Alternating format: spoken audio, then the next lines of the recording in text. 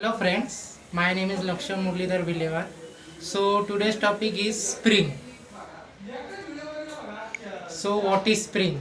The Spring framework, which is commonly known as Spring, has emerged as a solution to all these complications. This framework uses various new techniques such as aspects oriented programming, AOP, plain old Java objects, POGO, and dependency injection DI to develop enterprise applications, thereby removing the complexities involved while developing enterprise application using EJB.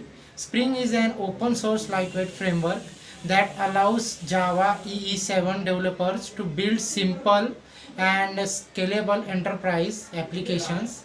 This framework mainly focuses on providing various to help you manage your business objects. It made the development of web application much easier as compared to classic Java frameworks, and applications programming interfaces APIs such as Java database connectivity, JDBC, Java server pages, JSP, and Java servlet.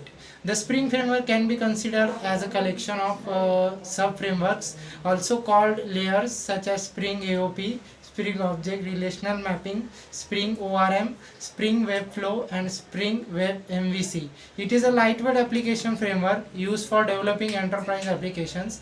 You can use any of these modules separately while constructing a web application. The modules may also be grouped together to provide better functionalities in a web application. Spring framework is loosely coupled because of dependency injection. Then features of Spring framework. So first feature is IOC container, refers to the core container that uses the DI or IOC pattern to implicitly provide an object reference in a class during runtime. This pattern acts as an alternative to the service locator pattern. The IOC container contains assembler code that handles the configuration management of application objects.